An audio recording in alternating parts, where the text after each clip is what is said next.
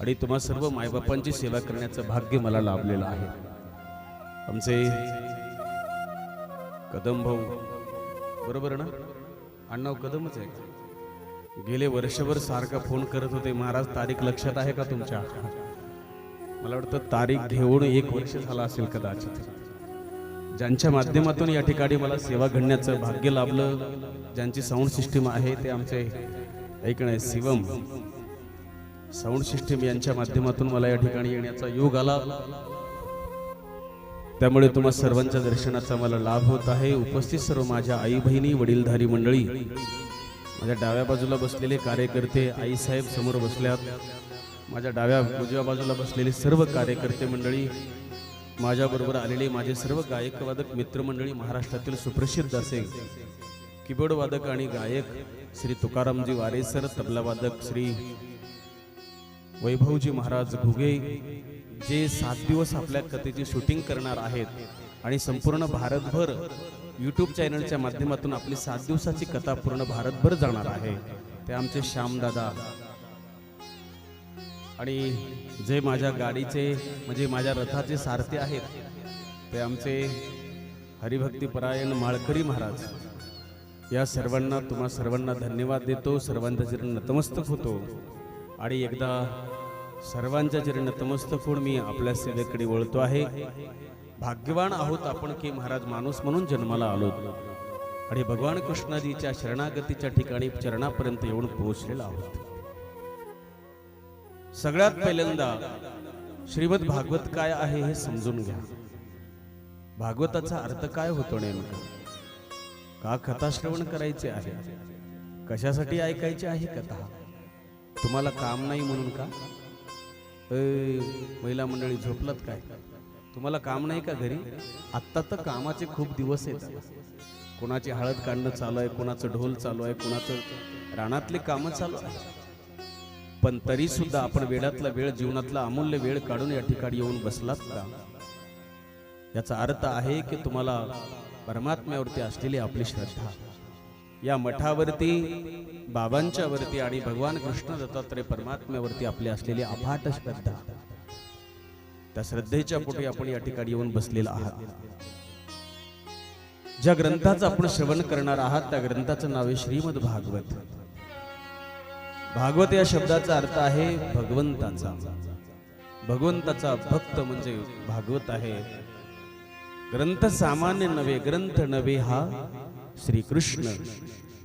गीते वेधी मनपूर्ण, अनन्य होता या शरण, खचित टळे जन्म मरण. जन्म मरणाची इरजार चुकवण्यासाठी श्रीमद भागवत कथा आहे. म्हणून ही कथा कुणाला श्रवण करायला भेटते? मला असं विचारायचंय, आपल्या गावची लोकसंख्या किती आहे?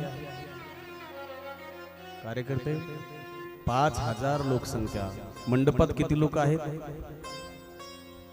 बोलत चला बरं का, मला बोलायची सवय आहे. आणि काय असतं, परमार्थ हा एक असा विषय आहे की परमार्थ हा आनंद घेण्याचा विषय आहे. तो नुसतं बसून नुसतं असं नाही करायचं, आनंद घेता आला पाहिजे. आणि मला तर आहे ना कदम भाऊ, समोर बसलेले माणसं फ्रेश गुलाबाच्या फुलासारखे असले की आठवतं महाराज. आणि एखादा माणूस फुटक्या गौरी सारखा बसला की माईक उचलून डोक्यात घाला वाटतं त्याचं. अरे किती दिवस जगायचे आपल्याला? किती दिवस आपण जगणार आहोत याची काही गॅरंटी आहे? मग का नाराज बसायचं मला सांगा ना. काही टेन्शन आहे का तुम्हाला? बचत गट टेन्शन आहे का? काही असलं तर सांगा, मी कथा संपल्यावर माझं पाकिट तुम्हाला देतो. पण फ्रेश बसा, आनंदात बसा, ध्यानात ठेवा, एकदम खुशीमध्ये राहा. जोपर्यंत आपण सुखी होत नाही, जोपर्यंत आपण आनंदित होत नाही, तोपर्यंत आपण जगाला सुखी आणि आनंदित करू शकत नाही. आपण जीवनाचा सुगंध परी दरवळा. जय हो. आनंदया जीवनाचा सुगंध परी दरवळा. पाव्यातला सूर जैसा ओठातुनी ओघळावा पाव्यातला सूर ऐसा ओठातुनी ओघळावा आनंद या जीवनाचा सुगंध परी दरवळा आनंद या जीवनाचा सुगंध परी दरवळा जिजुनी स्वतः चंदनाने दुसऱ्या समधुगंध द्यावा जिजुनी स्वतः चंदनाने जय हो. दुसऱ्या समधुगंध द्यावा हे जाणता जीवनाचा प्रारंभ हा ओळखावा आनंद या जीवनाचा सुगंध परी दरवळावा आनंद या जीवनाचा सुगंध परी दरवळावा.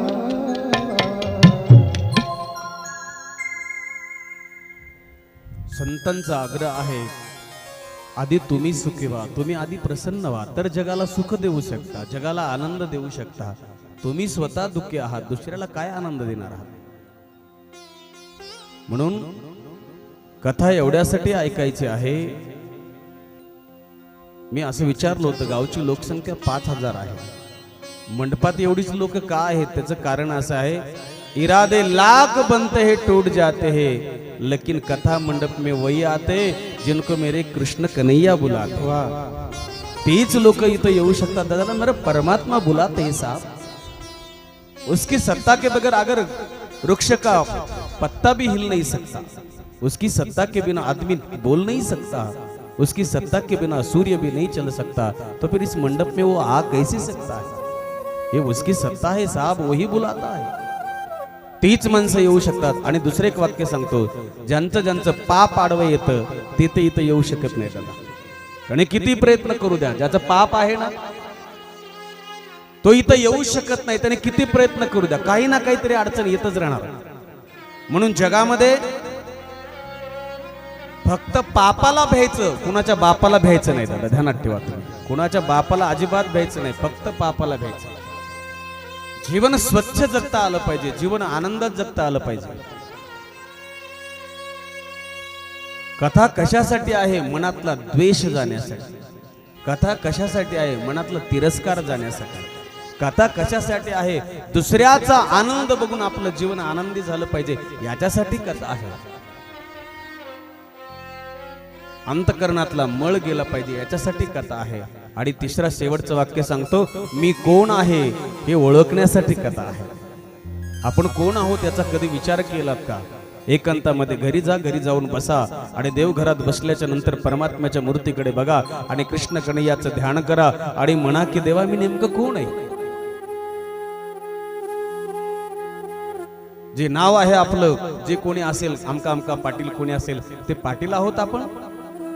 जे नाव ठेवलेलं आहे ते नाही.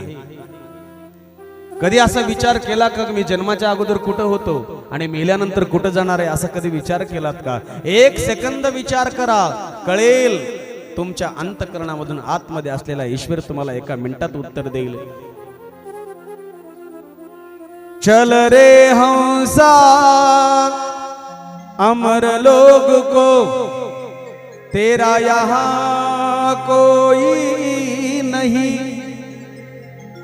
जगवालों का हुआ अंधेरा अपना हुआ सवेरा. कोण आहोत आपण? कधीतरी विचार करा. जन्माच्या अगोदर आणि मेल्यानंतर मी कुठं जाणार आहे? त्याचं उत्तर आहे आपण ईश्वराचे अंश आहोत.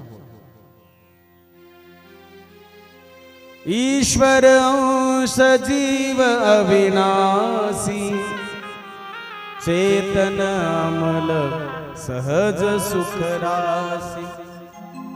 भगवान कृष्ण परमात्मा गीतेमध्ये सांगतात 15व्या अध्यायामध्ये, ममैवंशो जीवलोके जीवभूत सनातन. माझे अंश आहेत हे सगळे जीव मात्र जन्माला आलेले, अरे माझे अंश आहेत. पण ऐका ना, ईश्वर आनंदी आहे, ईश्वर सुखी आहे आणि त्याचे अंश मात्र दुःखी आहे. त्याचे अंश मात्र तकलीफ मध्ये आहे, त्याचे अंश मात्र सतत महाराज नाराज आहे. त्याचं कारण काय? याचं कारण एकच आहे की यांनी स्वतःला ओळखलेलं नाही, स्वतःवरती बोज घेतलेला आहे. मी कोणीतरी आहे अशी भावना आहे, म्हणून दुःखी आहेत ना.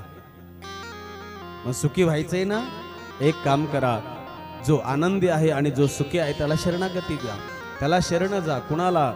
श्रीमद भागवत बोलताना, सच्चिदानंद रूपाय विश्वोत्पत्त्यादि हेतवे तापत्रय विनाशाय श्रीकृष्णाय वयं नमः. कुणाला शरण द्यायचंय? कोणही तो ईश्वर, सतगण चितगण आणि आनंद घन. सद्गण या शब्दाचा अर्थ काय? आदि मध्यांत सत्य. सृष्टीच्या पूर्वी होता, आताही आहे आणि नंतरही राहणार आहे, त्याचं नाव आहे सत्य. त्याच्याशिवाय सत्य या जगामध्ये काहीच नाही. मला असं विचारायचंय, आई आपण सत्य आहोत का?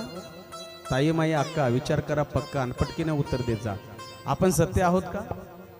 अय दादा, आपण सत्य आहोत का? नाही. आपण जर सत्य असतो तर 100 वर्षापूर्वी आपण होतो का? नाही. आता आपण आहोत, पण 100 वर्षानंतर आपण राहणार नाही, कारण आपण सत्य नाहीच आहे दादा. कोण सत्य आहे? माणसं नाही, ईश्वर सत्य आहे. आपण सत्य आहोत तर आपण मेलो नसतो, म्हणून ईश्वर सत्य आहे, सद्गण आहे. दुसरा अर्थ आहे तो परमात्मा चितगण आहे. या संपूर्ण जगाला महाराज प्रकाशित करणारा तोच आहे. सूर्याला तोच प्रकाशित करतो. चंद्राची शीतलता त्याचीच आहे, समुद्राची व्यापकता, आकाशाची व्यापकता त्याचीच आहे. समुद्राचा जे पाण्याचा शीतलपणा आहे तो त्याचाच आहे. आणि तुमचं आमचं जीवन प्रकाशित करणाराही तोच आहे. आणि एक वाक्य बोलू का? तुमच्यातून एकदा तो राम निघून गेला की पुन्हा हे शरीर मातीमूल आहे. एकदा काय झालं माहितीये का? ऐका ना, भगवान विष्णू आणि लक्ष्मी माता आकाश मार्गाने चाललेल्या होत्या. पती पत्नी आहेत, ईश्वर आहेत, जगाचे मालक आहेत, निघाले आकाश मार्गाने. नीट लक्ष द्या. विमानाने बसून चालले होते. पती पत्नीचा दोघांचा संवाद आहे. लक्ष्मी माता म्हणाल्या विष्णूला, देवा काय ग लक्ष्मी, देवा ऐका ना, काय ग, या जगात माझ्यासारखी किंमत तुमची सुद्धा नाही. कोण म्हणलं? तुम्ही झोपले काय सगळे? एक बायको आपल्या मालकाला म्हणती माझ्यासारखी किंमत जगात तुमची सुद्धा नाही. भगवान विष्णू गालातल्या गालात हसले आणि म्हणाले, लक्ष्मी मला तसं पटत नाही, काहीतरी प्रॅक्टिकल करून दाखव. म्हणले प्रॅक्टिकल करून दाखव. म्हटले हो. खाली बघा देवा. खाली बघितलं, एक माणूस मेलेलं होतं, त्याचे प्रेत चाललेलं होतं, चौघांनी खांद्यावर घेतलेलं होतं आणि प्रेत घेऊन चालले होते जाळायला. भगवान विष्णूला लक्ष्मी आईसाहेब म्हणाल्या, देवा काय बघा आता. म्हणले किती किंमत आहे मला दाखवतं खरं. लक्ष्मीने वरून आकाशातून त्या मड्यावर पैशाचा पाऊस पडला. कशावर? मड माझी भाषा तर कळते ना तुम्हाला. तुमच्या चेहऱ्यावरचं काही एक्सप्रेन्सच दिसेना, भावच दिसेना बाबा. तुम्हाला काय बांधून आणून ठेवलं इथं कोणी? कशावर पाऊस पडला? मड्यावर पैशाचा पाऊस पडला. आता मला सांगा, जर खाली जर एखादा रुपया जर पडलेला दिसला तर माणसं ते रुपया खिशात घालून देवाचा प्रसाद समजून घरला घेऊन जातात, हा देव पावला म्हणून. आता पैशाचा पाऊस पडल्यावर ते खांदेकरी मुक्कामाला बरड शेवळ्याला थांबले असतील, आहे का नाही? पैशाचा पाऊस पडल्यावर, हा पैशाचा पाऊस बघितला आणि खांदेकऱ्याने ते मड दिलं फेकून आणि पैसे गोळा करायला गेले. भगवान विष्णू म्हणाले, विष्णूला लक्ष्मी असे म्हणाल्या, देवा काय बघा बघा बघा. अरे ज्याला जाळाय घेऊन चालले होते त्याला फेकून दिलं, पैसे गोळा करायला गेले की नाही, एवढी माझी किंमत आहे समाजामध्ये. भगवान विष्णू गालातल्या गालात हसले. आवाज द्या. भगवान विष्णू म्हणाले, लक्ष्मी काय देवा, ते कळलं ग मला. मग ऐक ना, हे खांदेकरी पैसे गोळा करायला गेले, पण जे बाजूला पडलं ते का नाही गेलं? आईसाहेब म्हणाल्या, देवा ते कसं जाईन हो? का? कारण त्याच्यात राम नाही ना. भगवान विष्णू म्हणाले लक्ष्मी ध्यानात ठेव, मग जोपर्यंत मी त्याच्यात आहे तोपर्यंतच तुला ही किंमत आहे. मी गेलो ना अजिबात तुला सुद्धा किंमत. वा म्हणून किती मोठे पाटील असा, किती मोठे आमदार असा, खासदार असा, पंतप्रधान असा, तोपर्यंत तुमच्या शरीराला किंमत आहे. जोपर्यंत यामध्ये चैतन्य आहे तोपर्यंत, जोपर्यंत याच्यामध्ये राम आहे तोपर्यंत. यातला राम एकदा गेला की तुम्ही शून्य आहात, मातीमोल आहात. बरीच लोक महाराज कारण नसताना विनाकारण मोठेपणात जातात, विनाकारण नाराज होतात, विनाकारण. त्याने मला राम राम घातला नाही. अरे तू काय, कोणी काय, एखादा पंतप्रधान आहेस तुला राम राम घालायला? कशासाठी रुसायचे मला सांगा? कशासाठी नाराज व्हायचंय? कशासाठी कोणाची बदनामी करायची? बोला ना, कशासाठी करायचंय? एका माठाला कोणीतरी प्रश्न विचारला. माठ कळतो ना? जाऊ का घरला जाऊ मी? हा, माठ कळतो ना? मडकं मडकं पाण्याचं. त्या माठाला विचारलं कोणीतरी, दादा, ए माठ दादा, काय भाऊ, अरे एवढा कसा शांत आणि एवढा कसा थंड राहतो रे तू? तू स्वतः थंड राहतो, त्यातलं पाणी सुद्धा थंड करतो, एवढा कसा थंड राहतो तो? त्याने गोड उत्तर दिलं. तो माठ म्हणाला, दादा, माझा जन्मही मातीतून झाला आणि मी पुन्हा शेवटी मातीच होणार आहे. अरे ज्याचा जन्म मातीपासून झाला आणि जे पुन्हा मातीच होणार आहे त्याने कुणावर का रागवायचे दादा? कशासाठी गरम व्हायचंय त्याने? कशासाठी गरम व्हायचं? बोला ना. का एक दिवस जर मातीच व्हावं लागत असेल तर आपसामध्ये भांडणं कशासाठी? आपसामध्ये तिरस्कार कशासाठी? प्रत्येकाच्या प्रारब्धानुसार जगामध्ये, संसारामध्ये, प्रपंचामध्ये, जीवनामध्ये प्रत्येकाच्या प्रारब्धानुसार मिळत असतं. अन्न, मान, धन हे तो प्रारब्धा अधीन. हे जर आपल्या प्रारब्धाने मिळत असेल तर लोकांवर नाराज व्हायची काय गरज आहे? म्हणजे तुकोबरायचं एक प्रमाणे, अनिका रुसावे न लगे बहुता, आपुल्या संचिता वाचून या. का कुणावरती रुसायचंय? बोला ना. म्हणून तोपर्यंत किंमत आहे आपली जोपर्यंत ज्या चैतन्य आहे. त्या खेड्यातली एक घटना आहे. एका मुलाचं लग्न झालं आणि लग्न झाल्याबरोबर महाराज एका महिन्यातच त्याच्या बायकोने सांगितलं, काय म्हणले, तुमच्या घरचे लोक त्रास देतात मला सुखच नाही, सगळ्याचं कामधंदा करावं लागतं का? वेगळं निघान संसार करून बघा. एक महिन्यामध्ये बाजूला. आता नवीन संसार आहे, मग सगळे भांडे वगैरे घ्यायचे होते. त्या बाईला मालकाला घेतली, बाजारामध्ये गेल्याच्या नंतर मग आता ती प्रत्येक वस्तू जमा करत होती. मग एका भांड्याच्या दुकानात गेली. 2 प्रकारचे पातेले होते, एक तांब्याचं, एक पितळचं होतं आणि एक जर्मलचं. 2 पातेले घेतले, चमचे पण घेतले. चमचे आहेत का आपल्या इकडे? आहेत का? मग ठीक आहे, काय अडचण नाही. आपला चमचा मंडपात ठेवा, बाहेर नेऊ नका, एवढं करा फक्त. चमचे घेतले, ग्लास घेतले, तांबे घेतले आणि ते 2 पातेले घेतले. एक ते पितळचं पातेलं होतं ना, दुकानदाराला विचारलं, दादा या पितळेच्या पातेल्याची किंमत किती रे? त्याने सांगितलं, मावशी 200 रुपये. जर्मलच्या पातेल्याची 100 रुपये. दोन्ही पातेले घेतले, पुढे निघाली. कॅरी बॅग मध्ये भरलं सगळं. येता कुंभाराचा वाडा दिसला. कुंभाराच्या वाड्यामध्ये शिरली. कुंभाराच्या वाड्यात शिरली, तिथलं एक मडकं घेतलं, माठ घेतला. त्या मडक्याची किंमत किती? त्याने सांगितलं, बाई 50 रुपये फक्त. माठ घेतला, सगळं घेतलं, घरी आली. प्रत्येकाला ज्याचे त्याची कामं वाटून दिली. चमच्याला चमच्याचं काम वाटून दिलं, ग्लासाला ग्लासाचं काम दिलं, तांब्याला तांब्याचं काम दिलं. आता राहिले ते 2 पातेले, एक जर्मलचं आणि एक पितळचं. ते दोन्ही एका शेजारी, एकाच रॅकमध्ये एकाच ठिकाणी ठेवले दोन्ही पातेले. नीट लक्ष द्या. आता शेवटला राहिलं ते मडकं. आता मडक्याचं काय करायचं नेमकं? बाईच्या घरी दही दूध होतं, म्हशी होत्या. तिने दही भरलं मडक्यामध्ये आणि ते मडकं उचललं, शिंक्यावरती ठेवलं. मडकं उचलून शिंक्यावरती ठेवलं. हे खालचे 2 पातेले होते का नाही, त्यांची चर्चा चालू झाली. 2 पातेले होते का नाही, त्या पातेल्याची चर्चा चालू झाली. एक पातेलं म्हणलं दुसऱ्याला, का रे, काय आपली किंमत किती? 200 रुपये. मडक्याची किंमत किती? 50 रुपये. 50 रुपयाचं मडकं शिंक्यावर आणि 200 रुपयाची किंमत आम्ही खाली. ही वृत्ती आहे माणसाची, ध्यानात ठेवा. विचार केला, थोडे दिवस निघून गेले. दही दूध संपलं, बाईने मडकं उचललं आणि महाराज घरात ठेवलं. विचार केला, आता हे काहीच आपल्या घरात नाही याच्यात ठेवण्यासारखं. शेतकरी माऊली होती, तिने त्याच्यामध्ये वांग्याची भाजी केली होती सुंदर.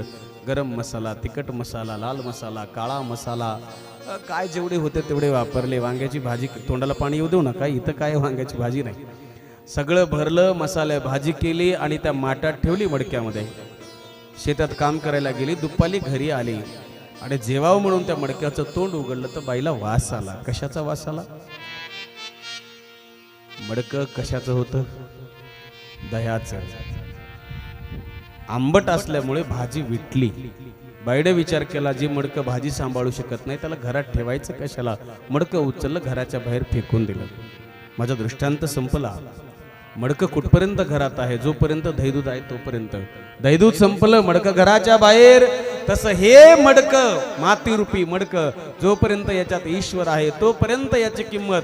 ज्या दिवशी यातलं ईश्वर नावाचं चैतन्य गेलं, त्या दिवशी ज्याच्यावर जीवापाडा आम्ही प्रेम करतो तेच लोक म्हणतात, काढा आता लवकर याला बाहेर, जाऊ द्या पत्र्याच्या शेडमध्ये. का? आता याच्यात राम नाही ना दादा, याच्यामध्ये राम नाही ना. म्हणून जीवनामध्ये जर कुणाला असं वाटत असेल की आमच्यासारखं श्रीमंत कोणी नाही, आमच्यासारखं दिसायला कोणी चांगलं नाही, आमच्यासारखी सत्ता कुणाकडे नाही, आमच्यासारखे पैसे कुणाकडे नाही, तर त्यांनी एक दिवस ध्यानात ठेवा,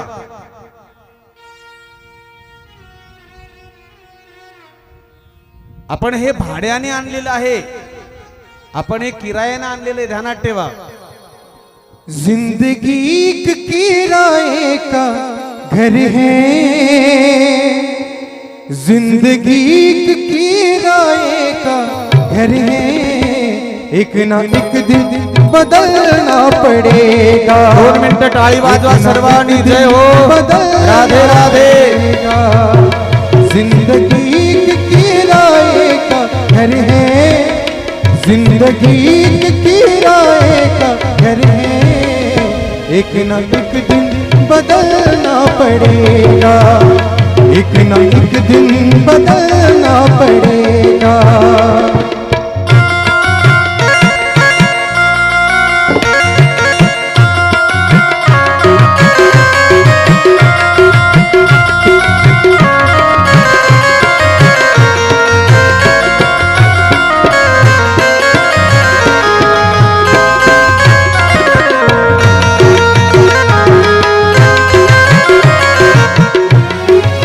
ऐका ना, मला एक तुमचा रोग कळना गेलाय.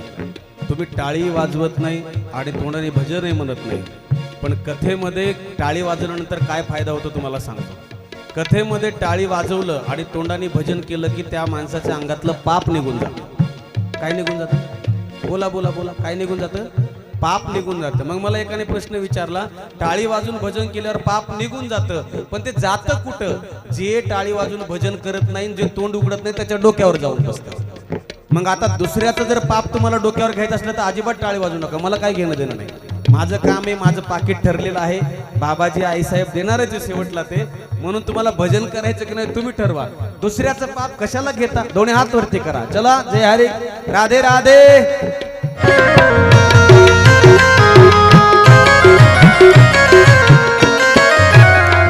ढेर मिट्टी का हर आदमी है, जय हो. मेरा ये कुछ भी नहीं है. ढेर मिट्टी का हर आदमी है, मेरा ये कुछ भी नहीं है. राधे राधे. या जमीनों में सुरबत बनेगी, या चितारों में जलना पड़ेगा. जिंदगी किराए का घर है, एक ना एक दिन बदलना पड़ेगा.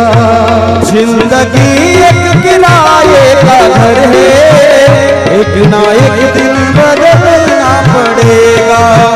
मौत जब तुझको आवाज देगी, घर से बाहर निकलना पड़ेगा, घर से बाहर निकलना पड़ेगा, घर से बाहर निकलना पड़ेगा. आत्ता जमलं बघा, आत्ता रेंज आली बघा फुल याला. कधी कधी टावर खालीच रेंज नसते, काय करता. असो, हे जीवनाचं सत्य आहे. जिंदगी एक किराए का घर है, एक ना एक दिन बदलना पडेगा. सांगू का, एक भावगीत खूप गोड आहे आणि मी आवडते मला, ते मी नेहमी म्हणत असतो. तुझा ना भरोसा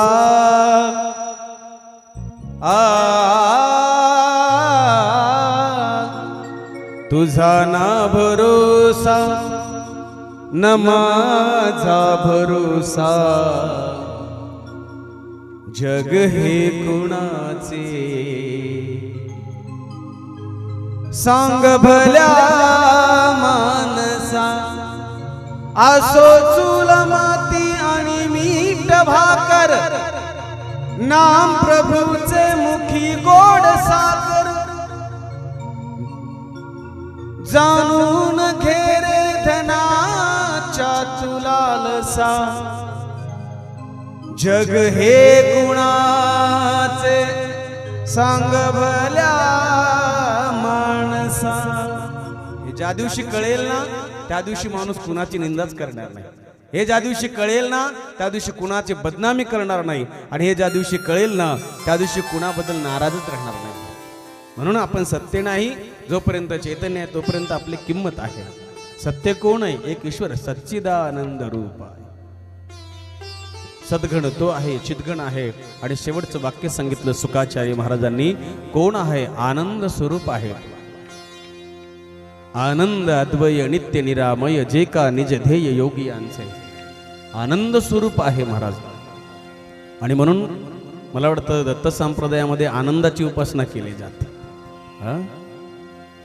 दत्ता दिगंबराया हो, दयाळा मला भेट द्या हो. दत्ता दिगंबराया हो, दयाळा मला भेट द्या हो. दिगंबराया हो, आवाज थोडा. स्वामी मला भेट द्या हो. दत्ता दिगंबराया हो, स्वामी मला भेट द्या हो. दयाळा मला भेट द्या हो. दयाळा मला भेट द्या हो. दयाळा मला भेट द्या हो. दयाळा मला भेट हो. दत्ता दिगंबराया हो, दयाळा मला भेट द्या हो. दत्ता दिगंबराया हो, दयाळा मला भेट द्या हो. दत्ता दिगंबराया हो, दयाळा मला भेट द्या हो. दत्ता दिगंबराया हो, दयाळा मला भेट द्या हो.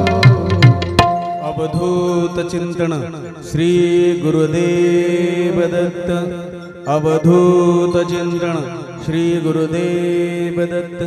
अवधूत चिंतन श्री गुरुदेव दत्त. जय जय श्री राधे, जय जय श्री राधे, जय जय श्री राधेश्याम.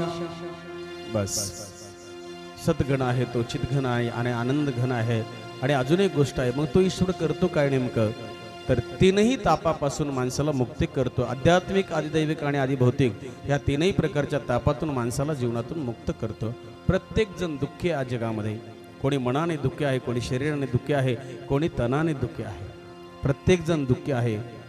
कोणी पैसे नाही म्हणून दुःखी आहे, कोणी पैसे आहेत पण शरीर प्रकृती नाही म्हणून दुःखी आहे. काही काहींच्या घरामध्ये एवढी संपत्ती असते, एवढी संपत्ती असते, आज जर पेटून दिली, पेटून देऊ नये कुणाची, पण जर आज पेटून दिली तर 1 महिन्याने विजेल एवढी संपत्ती काही लोकांकडे, एवढी संपत्ती. पण जेवायला बसलं तर ताटामध्ये मुगाची डाळ आणि ज्वारीची भाकरी, तिसरं खाऊच शकत नाही. याच्यासारखं दुर्दैव काय महाराज? आणि आमच्यासारखे लोक त्याच्या घरी जेवाय गेले की 10 जामून ताबून खातात महाराज. ते नुसतं टोळू बघते फक्त, हे कसं खातात एवढे? अरे आसून खाता येत नाही याच्यापेक्षा दुर्दैव काय? नसून खाणं ठीक आहे, आसून खाता येत नाही. एक वाक्य बोलू का?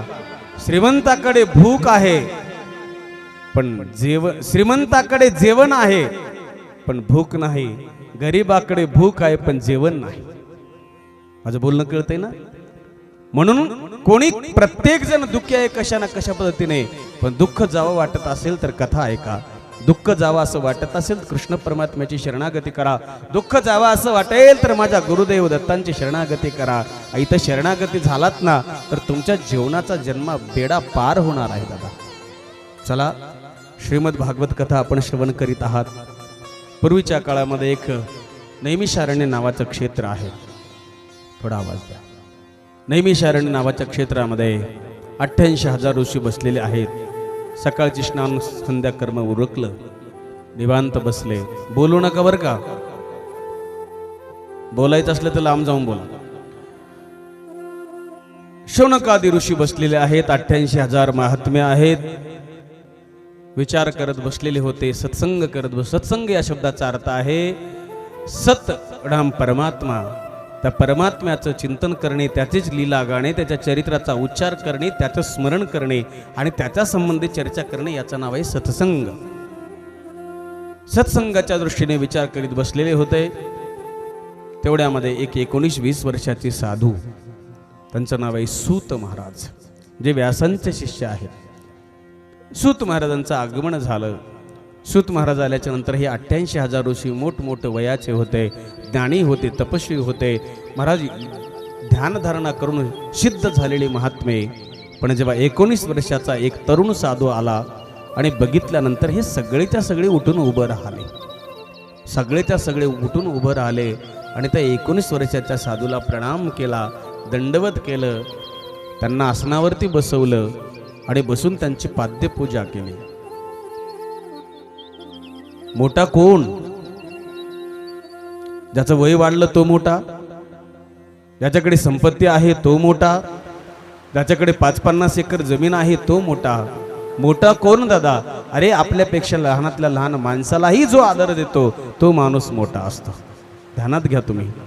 म्हणून जर जीवनात तुम्हाला जर मोठं व्हावं असं वाटत असेल, तुमचा जर सन्मान कोणी करावा असं वाटत असेल आणि तुमचं कौतुक जर कोणी करावं असं वाटत असेल तर आपणही दुसऱ्याचं कौतुक केलं पाहिजे, आपणही दुसऱ्याला मान दिला पाहिजे आणि आपणही दुसऱ्याचं महाराज वर्चस्व आपल्या तोंडाने कौतुक केलं पाहिजे.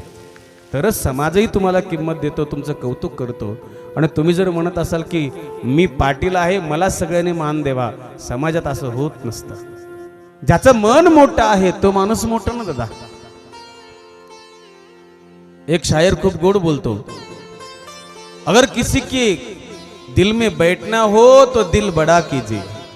अगर किसी के दिल में बैठना हो, किसी के दिल में किसी को बिठाना हो तो दिल बड़ा कीजिए. माफ करा, किसी को दिल में बिठाना हो तो दिल बड़ा कीजिए और किसी के दिल में आपको बैठना हो तो आप छोटे हो जाओ. वाह, तुम्ही लहान व्हा, छोटे व्हा. तुम्ही जोपर्यंत लहान होत नाही तोपर्यंत तुम्हाला दुसऱ्याच्या अंतःकरणात जागा मिळत नाही दादा. म्हणजे तुकोबरायांचे गोड प्रमाण आहे, लहानपण देगा देवा, मुंगी साखरे चारवा, ऐरावत रत्न थोर त्याशी अंकुशाचा मार. जय अंगी मोठेपणा तया यातना कठीण. मोठं नाही, छोटं व्हायचंय. माणूस मोठा असावा पण त्याने छोटं झालं पाहिजे, तर जगात किंमत आहे.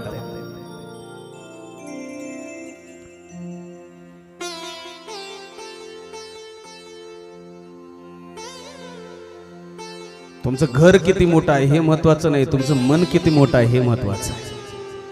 घराला काय करतात दादा? जर माणसाचं मन मोठं नसेल तर नुसतं घर मोठं असून काय काय.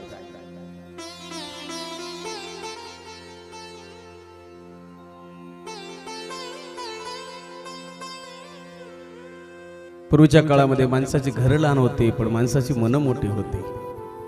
एका घरामध्ये 50-50, 25-25 माणसं एकमेकाला सांभाळून घ्यायचे, एकमेकाला सोबत चालायचे, एकमेकाबद्दल महाराज आदर होता. आता घरं मोठे झाले पण माणसाची मन छोटी झाली, लहान लहान झाली माणसं. आणि एक वाक्य बोलू का? शास्त्राचा सिद्धांत आहे, माणसाचं मन व्यापक असलं की सुखाला कमी नाही आणि माणसाचं मन संकीर्ण असलं की दुःखाला कमी. मन संकीर्ण झालं, छोटं झालं की दुःख जीवनामध्ये, संकीर्ण झालं की दुःखच आहे. म्हणून मन व्यापक ठेवा, मोठं ठेवा, काही फरक पडत नाही. शूतांना प्रणाम केला. शूजी 19 वर्षाचे साधू आहे. शौनकाने प्रश्न केला, महाराज बसा. आसनावरती बसले, पाद्यपूजा केली आणि विचारलं, महाराज जो देखे सो दुखिया बाबा, सुखिया कोई नहीं रे. सगळे जग दुःखी आहे महाराज, असं काहीतरी सांगा जेणेकरून आमच्या जीवनातलं दुःख गेलं पाहिजे, या संसारिक लोकांच्या जीवनातलं दुःख गेलं पाहिजे, यांना आनंद मिळाला पाहिजे, असं काहीतरी सांगा. सूतजी बसले आणि सुतांचं वर्णन केलं. शौनकांनी सांगितलं की महाराज, तुम्ही करोडो सूर्याप्रमाणे तुमच्याकडे ज्ञान आहे, तुमच्यातले ज्ञान किरण आमच्या अंधकार रूपी अज्ञान रूपी अंधकार नाहीसा करण्यासाठी तुमची ज्ञान तेजरूपी, तुमची वाक्यरूपी, तुमचे शब्दरूपी किरण आमच्या हृदयात प्रकट करा. अज्ञान ध्वंत विध्वंस कोटी सूर्य समप्रभ सुताख्यायि कथा सारम मम कर्ण रसायनम. तुमचे ज्ञानरूपी वाक्य आमच्या अज्ञानरूपी अंधकार हृदयामध्ये घाला, आमच्यातला अंधकार निघून जाईल. आणि जेव्हा शौनकांनी बोलले, हे सूतजी बोलायला चालू करतात. सूतजी महाराजाला म्हणतात, महाराज तुमच्यावर गुरुची कृपा आहे हो.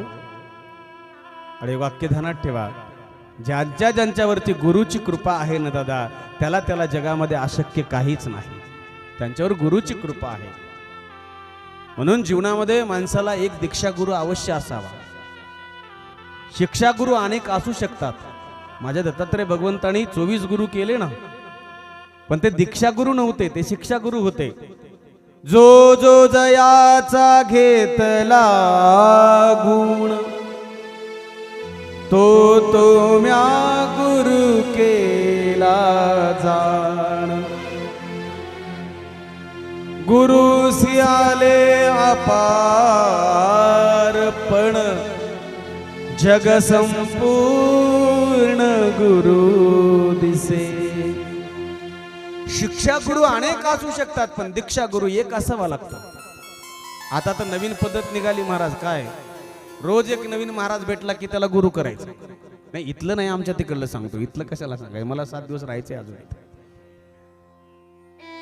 कालच्या महाराजाचं बरं वाटलं की त्याची माळ गळ्यात घालायची, त्याला गुरु करायचं. आजचा महाराज आला की आजच्याची माळ घालायची, त्याला गुरु करायचं.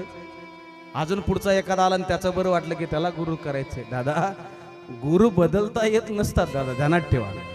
एकदा फक्त गुरुने एकदा दीक्षा दिली, एकदा दिली दीक्षा, मरेपर्यंत तुमची जबाबदारी गुरुवर असते. आता आम्ही कथा करत हिंडतो, बरेच लोक मला भेटतात, मला म्हणतात महाराज ते काय झालं, एकदा एक 60 वर्षाची आजी भेटली. कथा संपली, आई कथा संपली, माझ्याकडे आली आणि मला म्हणाली, बाबा काय तुम्ही खूप गोड कथा करता. मी म्हणलं नाही, मला तुम्हाला गुरु करायचं. मी म्हणलं आजी 60 वर्ष वय झालं, आतापर्यंत गुरु केलं नाही का? ते आजी मला म्हणाली, महाराज मी लग्नाच्या अगोदर एक गुरु केला होता, ते 5 वर्ष राहिलं पुन्हा मेला. लग्न झाल्यानंतर पुन्हा एक गुरु केला, तेही 10 वर्ष राहिला, पुन्हा तेही मेला. पुन्हा 10 वर्षानंतर पुन्हा एक गुरु केला, 5 वर्ष राहिला, पुन्हा तेही मेला. आणि आता मला वाटतं तुम्हाला गुरु करावं. मी म्हणलं आई तुमच्या पाया पडतो, मला काय गुरु करायच्या भानगडीत पडू नका. कारण का, मला अजून बऱ्याच कथा करायच्यात. अजून बरडसेवाळाला मी गेलो नाही, तिथली कथा करायची मला बाबाच्या दरबारातली. मला काय गुरु करायच्या भानगडीत पडू नका. आणि शक्यतो मी भागवताच्या साक्षीनं सांगतो, मी कुणालाच आतापर्यंत शिष्य करण्याच्या भानगडीत पडलेलो नाही. त्याचं कारण आहे दादा, गुरु त्याने शिष्याला करावं की ज्याला शिष्याच्या उद्धाराची काळजी आहे. गुरु त्याने व्हावं की आपल्यात तेवढं सामर्थ्य असावं लागतं. एखाद्या वेळेला गुरु प्रसिद्ध नसला तरी चालते, पण गुरु सिद्ध असावा लागतो. गुरु कसा असावा लागतो? सिद्ध असावा लागतो, की ज्याने शिष्याला सांगितलं की जा बेटा तेरा कल्याण हो जाए का, तर त्याचं कल्याणच झालं पाहिजे. आता गुरु आशीर्वाद देतात कल्याण हो जाए का, त्याची भिवंडी होते, कल्याण होत नाही शिष्याचं. आणि गुरुमध्ये ते सामर्थ्य असतं दादा, गुरुमध्ये ते सामर्थ्य असतं शिष्याचं कल्याण करण्याचं. महाराज तुमच्यावर गुरु कृपा आहे ना, गुरु कृपा आहे ना दादा. चिंतामणी बघितला का तुम्ही कधी? स्वर्गात असतो ते चिंतामणी जर मिळाला तर आयुष्यातल्या सगळ्या चिंता नाहीशा होतात. पण चिंतामणीमध्ये ती ताकद नाही की ईश्वराची भेट करून देण्याची. कामधेनू नावाची गाय आहे, तुमच्या इच्छा सर्व पूर्ण करू शकते, पण कामधेनू मध्ये ती ताकद नाही की तुम्हाला ईश्वराची भेट करून देण्याची. कल्पतरू नावाचं झाड आहे, जो जो त्या झाडाखाली गेला त्याच्या त्याच्या संपूर्ण कल्पना इच्छा पूर्ण होतात. पण कल्पतरूमध्ये ते सामर्थ्य नाही की ईश्वराची भेट करून देण्याचे. पण ते सामर्थ्य फक्त गुरुमध्ये आहे की तुम्हाला हाताला धरून महाराज समोर परमात्म्याला उभं करून सांगू शकतात की हे ईश्वर आहे, याच्या पाया पडतो. कबीरजीचा एक दोहा प्रसिद्ध आहे. कबीरजी म्हणाले, गुरु गोविंद दोनों खड़े, गुरु गोविंद दोनों खड़े, काके लागू पाय, बलिहारी वा गुरु की, जिन गोविंद दियो बताय. अरे ते गुरु धन्य आहे दादा की ज्याने शिष्याला साक्षात ईश्वराची भेट करून दिली. शौनक म्हणतात, महाराज तुमच्यावर गुरुची कृपा आहे, एक काम करा, आमच्या अंतःकरणातलं अज्ञान घालवा. शुतांनी हात जोडून सांगितलं, महाराज तुम्ही अनुभवी आहात, मी तुम्हाला काय सांगणार आहे, पण जे माझ्या गुरुच्या मुखातून 2 शब्द ऐकले मी तुमच्याकडे सांगण्याचा प्रयत्न करीत आहात. कोणचा? त्याला भागवत धर्म म्हणतात, ज्याला भागवत ग्रंथ म्हणतात, ज्याला ज्ञान म्हणतात, ज्याला अमर होण्याचं ज्ञान म्हणतात, ते मी तुम्हाला सांगणार आहे. महाराज सांगा ना, ही 7 दिवसामध्ये भागवत करण्याची पद्धती कोणी चालू केली? शुत म्हणाले, एक तर माणसाचं जीवन क्षणभंगूर आहे, मरणारा आहे. माणूस प्रत्येक क्षणाला मरत जाते, ध्यानात ठेवा तुम्ही, माणसाच्या लक्षात येत नाही. मरण म्हणजे केवळ शेवटला मरण म्हणजे मरण नाही, आपण प्रत्येक क्षणाला मरतो आहोत. अरे मरण दुसरं कोणी नाही, हे आपली साक्षात बहीण आहे. जेव्हा आईच्या गर्भातून आपण जन्म घेतला त्याच वेळेला आपलं मरणही जन्म घेतं. एका क्षणाला आपण मरत जात आहोत. मला एकाने विचारलं, महाराज माणसं मरणारे असताना सुद्धा पाप का करतात, वाईट का वागतात, लोकाला लोबाडतात का, तकलीफ होईल असं का बोलतात, दुसऱ्याला त्रास होईल असं का वागतात? त्याचं कारण एक, माणसं मरण विसरले म्हणून असं वागतात. ज्या दिवशी मरण ध्यानात येईल ना, त्या दिवशी माणूस असं वागूच शकत नाही. ते एकनाथ महाराजांकडे एक माणूस आला पैठणला, एकनाथ महाराजांकडे, आणि महाराजांना म्हणाला, महाराज झोपले नाही ना तुम्ही? ते मागचे झोपले काय? नाही ना, मग ठीक आहे. मरण जर ध्यानात राहिलं ना तर माणूस वाईट वागूच शकत नाही. एकनाथ महाराजांकडे पैठणला एक माणूस आला, तो म्हणला, महाराज काय हो तुम्ही शांती ब्रह्म आहात? म्हणले हो. एवढं शांत कसं राहता बरं तुम्ही? अरे एका माणसाने 108 वेळा अंगावर थुंकला होतो तरी त्याला एक शब्द बोलला नाही. तुमच्या पत्नीच्या स्वयंपाक जेवण वाढत होती पत्नी, तरी एक माणूस तुम्हाला राग आणण्यासाठी तिच्या पाठीवरती जाऊन बसला. तुम्ही पत्नीला सांगितलं, ऐक तुझा हरी पंडित समज, याला तुझा मुलगा समज, तुझ्या पाठकोळीवर बसलाय ना त्याला तुझा मुलगा समज. महाराज एवढं कसं राग, एवढं कसं शांत राहता हो? आम्हाला तर असं शांत राहायला जमत नाही महाराज. महाराज म्हणले, जाऊ दे माझं, मी का शांत राहतो ते सोड, पण एक गोष्ट ध्यानात ठेव, आजपासून 8व्या दिवशी सकाळी तू मरणार आहेस. काय होणार आहे?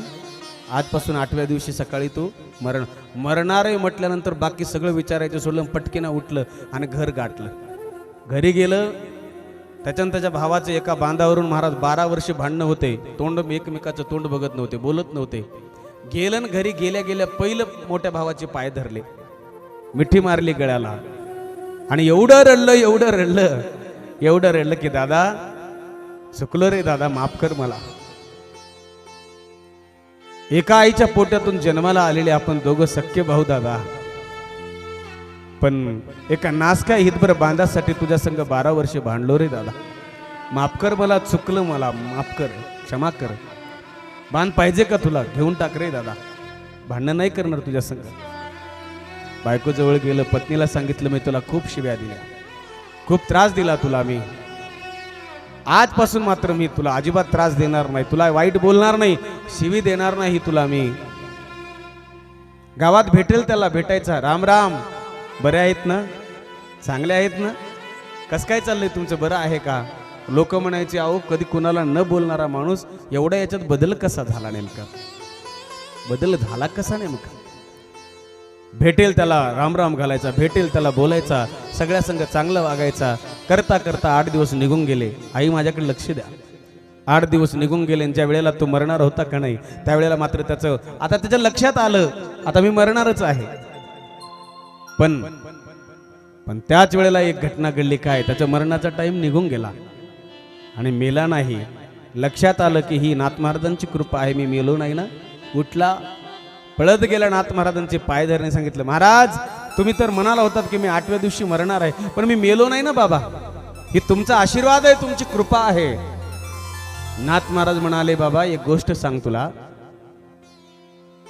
8 दिवसानंतर तू मरणार आहे हे तुला कळाल्याच्या नंतर तुझा 8 दिवस गेले कसे नेमकं? त्याने सांगितलं, म्हणले महाराज काहीच नाही, भावासंग 12 वर्षापासून भांडण होतं, एका हितभर बांधासाठी गेलो, त्याचे पाय धरले, माफी मागितली, त्याच्या गळ्याला पडलो, खूप रडलो. एक वाक्य बोलू का? थोडी माघार घ्यायला शिका, थोडं समजून घ्यायला शिका. आज घरच्या घर उद्ध्वस्त का होत आहेत? पती पत्नीमध्ये आज भांडणं कोर्टापर्यंत का जात आहेत? भावाभावाची भांडणं का जात आहेत दादा? घराचे संसाराचे संसार उद्ध्वस्त का होतात? त्याचं एकमेव कारण आहे, प्रत्येकाचा अहंकार सिगेला पोहोचला. प्रत्येकाला वाटतंय की मी करतो म्हणून चालतंय, मी आहे म्हणून चाललंय. दादा असा गैरसमज काढून टाका. आपण नव्हतोय तेव्हा जग होतं, आपण आहोत जग आहे, आपण गेल्यानंतर हे जग राहणारच आहे. तुमच्या असण्याने नसण्याने काही फरक पडत नाही. थोडी माघार घ्यायला शिका, थोडं समजून घ्यायला शिका, थोडं वाकायला शिका. महाराज 12 वर्षी भावाला बोललो नाही, पण आज बोललो, त्याला मिठी मारली, खूप रडलो, वाईट वाटलं. 12 वर्ष गेले माझ्या जीवनातले. पत्नीला चांगलं समजून सांगितलं, गावातल्या लोकांना चांगलं बोललो. महाराज म्हणाले, का रे एवढं चांगलं का वागला? त्याने सांगितलं, म्हणले महाराज मला कळालं की 8 दिवसाने मी मरणार आहे म्हणून मी चांगलं वागलो. नाथ महाराज म्हणाले, हीच गोष्ट आमच्या रोज सकाळी उठल्यापासून झोपेपर्यंत लक्षात राहते की आम्ही एक दिवस मरणार आहोत, म्हणून आम्ही आयुष्यभर चांगलं राहतो आणि शांत राहतो. कळलं ना? म्हणून मरण हे काही वेगळं कुठून येत नसतं दादा.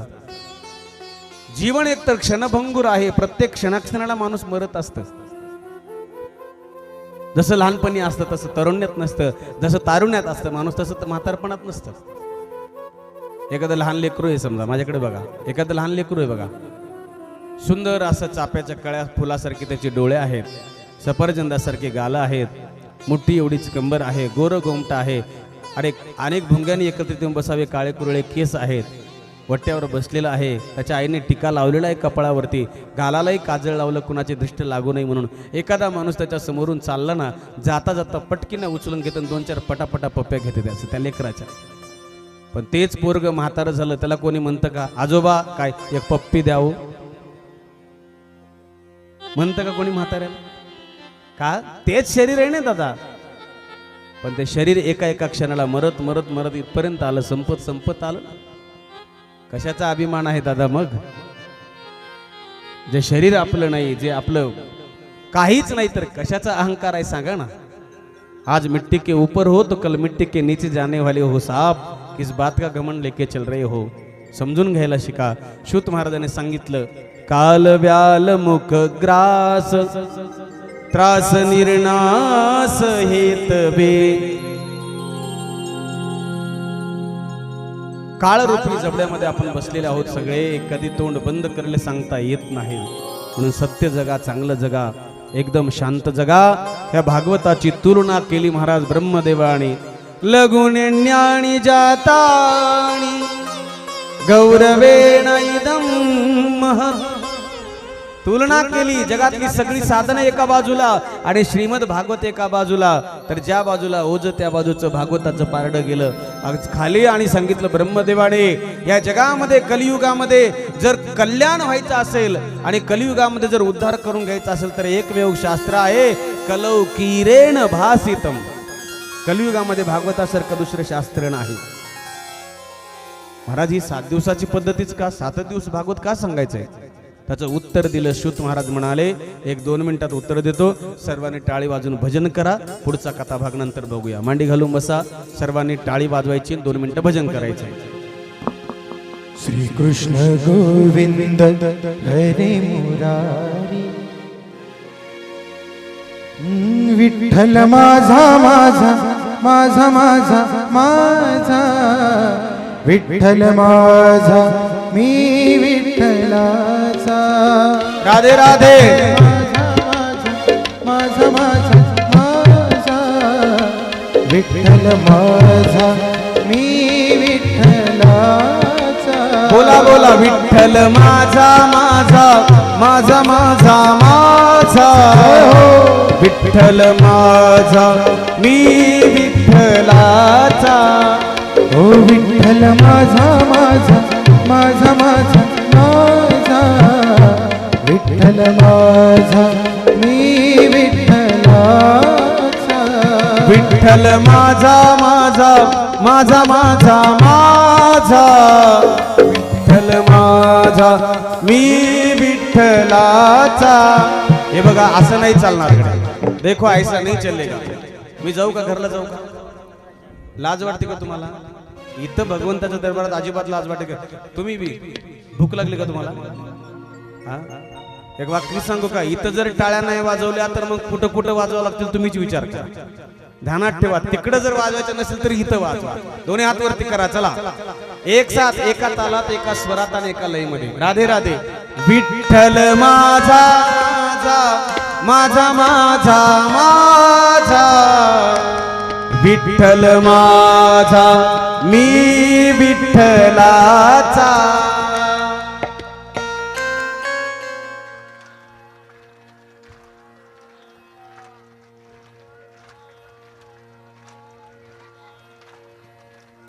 अरे तुम्ही घरी भांडणं करताना असंच भांडणं करताय. तिथं तर बेंबीच्या देठापासून भांडणं करता. इथं काऊन असं मग?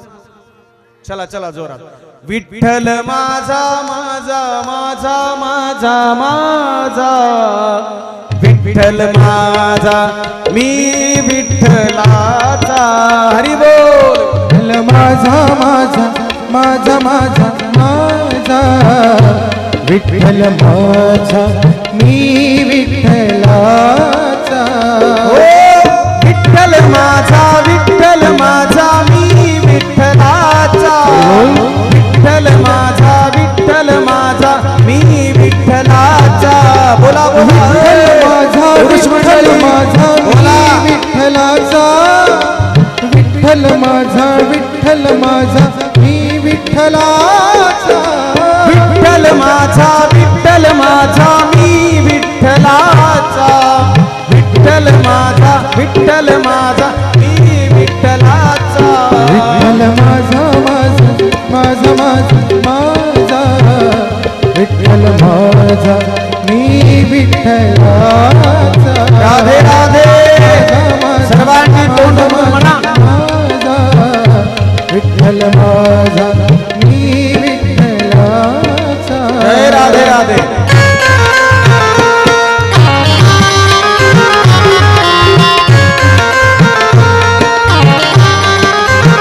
अरे बोल.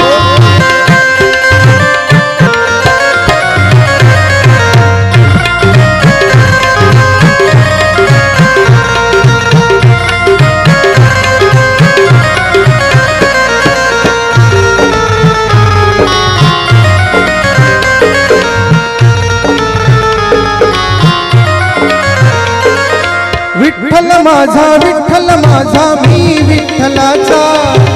विठ्ठल माझा विठ्ठल माझा मी विठ्ठलाचा. विठ्ठल माझा विठ्ठल माझा मी विठ्ठलाचा. विठ्ठल माझा विठ्ठल माझा मी विठ्ठलाचा. विठ्ठल माझा माझा माझा माझा माझा विठ्ठल माझा मी विठ्ठलाचा. विठ्ठल माझा माझा माझा माझा माझा विठ्ठल माझा मी विठ्ठलाचा. विठ्ठल माझा माझा माझा माझा माझा विठ्ठल माझा मी विठ्ठलाचा. विठ्ठल माझा माझा माझा माझा माझा विठ्ठल माझा विठ्ठल विठ्ठल विठ्ठल विठ्ठल विठ्ठल विठ्ठल विठ्ठल विठ्ठल पांडुरंग पांडुरंग पांडुरंग पांडुरंग पांडुरंग पांडुरंग पांडुरंग पांडुरंग विठ्ठल विठ्ठल विठ्ठल विठ्ठल विठ्ठल विठ्ठल विठ्ठल विठ्ठल पांडुरंग पांडुरंग पांडुरंग पांडुरंग. कुंडली कवरदा हरी. माझ्याकडे बघा, एसटीने प्रवास करीत होतो. पलीकडच्या सीटीवर एक जण बसलेलं होतं ना, अलीकडच्या सीटीवर मी बसलेलो होतो. काहीच घेणं देणं नाही. उगं त्याच्याकडे नजर गेली माझी सहज नजर गेली की मला त्याने असं केलं.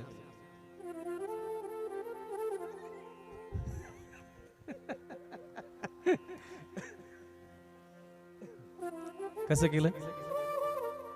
असं केलं. तसं केल्यावर मी म्हणलं हा ठीक आहे काय नाही, चांगलं आहे बा म्हणलं, ठीक आहे. पुन्हा 5 मिनिटांनी बघितलं की पुन्हा 5 मिनिटांनी असं.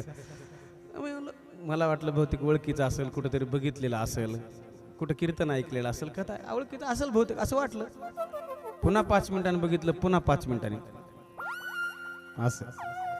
मग एका ठिकाणी गाडी थांबल्यावर त्यानं उतरलं, खाली गेले, कच त्याच्या महागच गेलो महाराज. त्याच्या महागच गेल्याच्या नंतर त्या म्हणलं राम राम राम राम म्हणलं. ते म्हणलं कोण तुम्ही?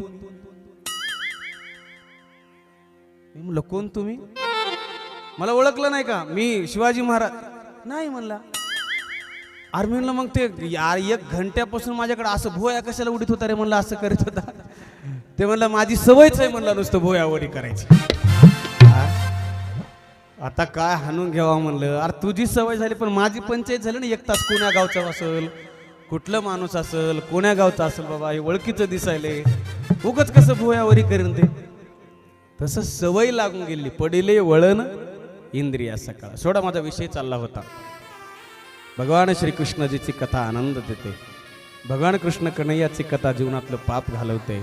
भगवान कन्हैयाची कथा जीवनाला आनंदित करते. एकदा सूतजी सांगत होते शौनकांना, एकदा हि विशालायाम चत्वारो ऋषयोर्मला सत्संगार्थम समायाता ददृशुस्तत्र नारदम. एकदा नारदजी फिरता बद्रिकाश्रमामध्ये गेले. समोर बघितलं सनत कुमारजी बसलेले, सनक सनंदन सनातन सनत कुमारजी बसलेले आहेत.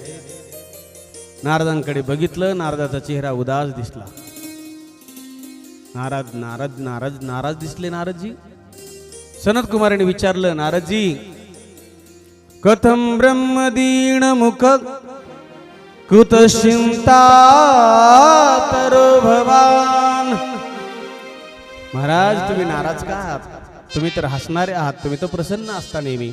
एखादा माणूस नाराज असेल तुमच्याकडे बघितलं तर महाराज तोही प्रसन्न होतो, तुम्ही उदास का? काही माणसांचे चेहरे बघा तुम्ही, एवढे प्रसन्न असतात ना. माणूस किती टेन्शन मध्ये असो, त्यांच्याकडे बघितलं की महाराज ते प्रसन्न होतात चेहरा. काही माणसाचे घोबाडे तोंड, त्याला कसंही सांगा काही करा महाराज, त्याच्या चेहऱ्यावर काय हसू येत नाही, करावं तरी काय असे माणसं. जी माणसं मोकळे हसतात, मोकळं बोलतात, ते माणसं त्यांचे मोकळ्या मनाची माणसं असतात. जी माणसं आतल्या आत हसतात, गालातल्या गालात, जी माणसं मोकळं बोलत नाही ते आतल्या गाठीची माणसं. इथले नाही, आमच्या तिकडले बाबा, काय घेणं देणं मला, कशाला उगाच घेणं नाही देणं नाही, बारा आमच्या तिकडलं सांगतो बाबा. मोकळं राहा, प्रसन्न राहा, आनंदी राहा. नारदजी तुम्ही उदास का? नारदाने सांगितलं, म्हणजे महाराज मी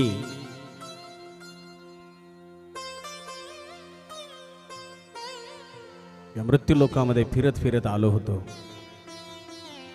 काशीला गेलो, गोदावरीला स्नान केलं,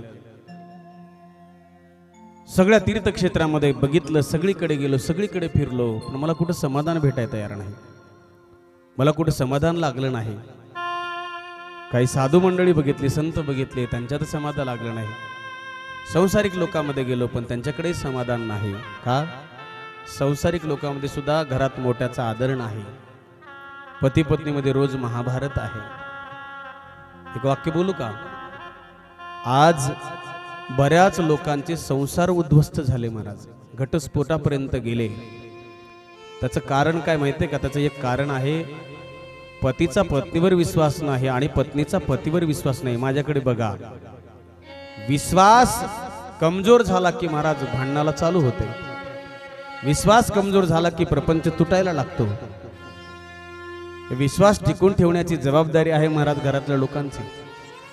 पती पत्नीमध्ये रोज महाभारत होतं. नारदजी सनत कुमाराला सांगत होते, महाराज सगळ्यांकडे बघितलं पण मला काही कुठं सुख लाभलं नाही. फिरता फिरता मी वृंदावनामध्ये आलो. ऐकताय ना तुम्ही? कुठे? वृंदावनामध्ये आलो आणि त्या वृंदावनामध्ये मी एक गोड असं दृश्य बघितलं. काय त्या वृंदावनाचं वर्णन करा. आजही माझा कृष्ण त्या वृंदावनामध्ये गायी चारण्यासाठी येतो. आजही त्या वृंदावनाच्या प्रत्येक झाडाच्या पानापानामध्ये माझा श्याम आहे, माझा कृष्ण आहे. वृंदावनाच्या रेतीच्या कणाकणामध्ये माझा ईश्वर आहे ना दादा, गोपाल आहे ना तिथे.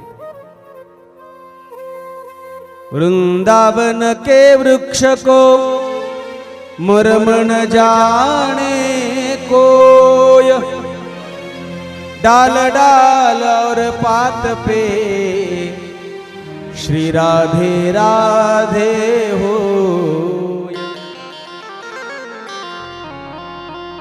आजही त्या वृंदावनातल्या यमुनेच्या पाण्याच्या जे लहरा आहेत ना, त्या यमुनेच्या पाण्याच्या लहरामध्ये, त्या तरंगामध्ये सुद्धा माझा कृष्ण वास्तव्य करतो. आजही